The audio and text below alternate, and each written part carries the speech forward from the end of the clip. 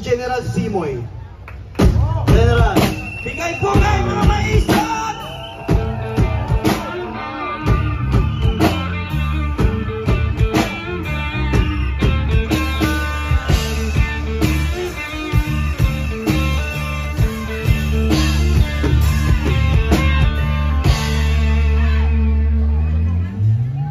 Magandang gabi sa inyong lahat. Bago ako magsisimula, maaari po bang tumayo tayong lahat at magdasal ng daimtim sa ating mga sarili? 1 minuto lang po ang ating ialay para sa sambayanang Pilipino.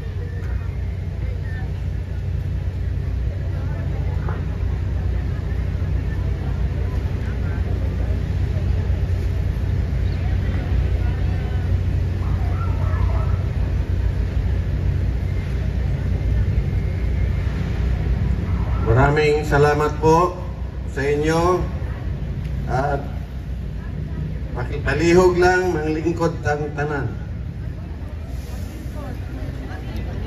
Sa mga Ilonggo, maayong nga gabi sa inyong tanan. Maayong gabi. Pero pag binato natin sa Ilocos, naimbag garabi.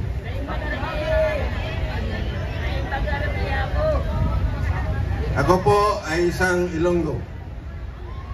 Pero lumaki po ako sa Mindanao. More than 30 years.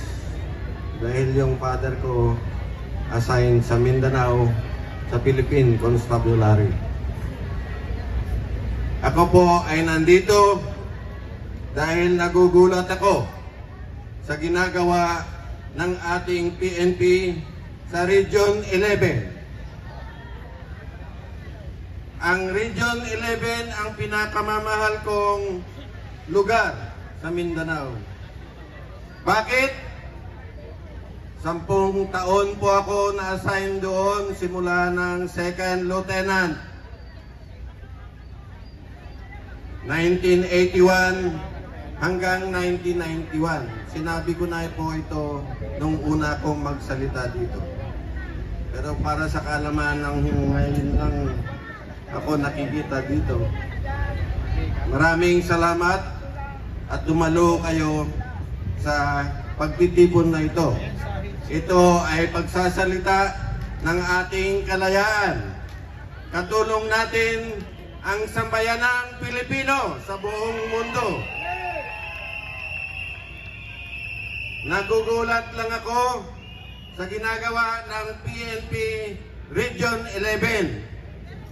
Dahil nung nasa Davao ako, 4 na regional commander ang katulong namin sa pagpatahimik ng Region 11 para maniwala ang mga taga-Region 11 na PNP.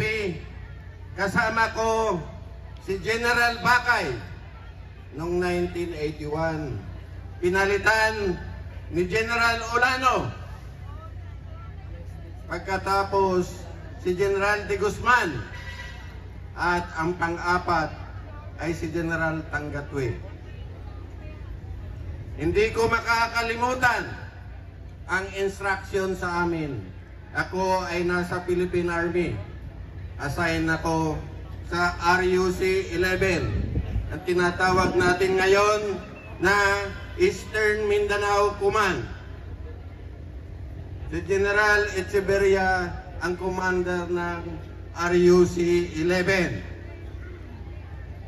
Ito ay para malaman ng mga tao sa Davao na hindi namin kayo pinababayaan nung magulo pa ang Mindanao nung early 80s. Alam ng mga taga-Davao kung ano ang nangyayari doon sa lungsod nila. Pasensya na kayo kung minsan hindi ako makapag-ano ng Tagalog. Kasi purong Ilonggo po ako. Ngayon, nagulat na naman ako. Dahil ang ginawa ng PNP Region 11 ay wala sa sinatawag namin sa Army na rules of engagement.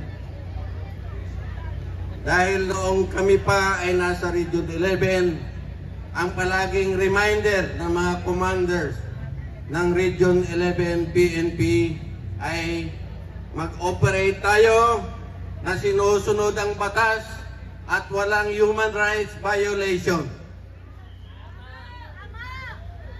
Yun ang totoo na ginawa ng 4 na commander ng PNP sa Region 11.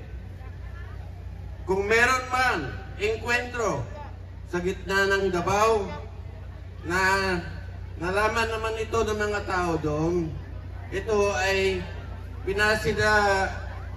ginagawa ng PNP Region 11 para tumahimik ang Davao.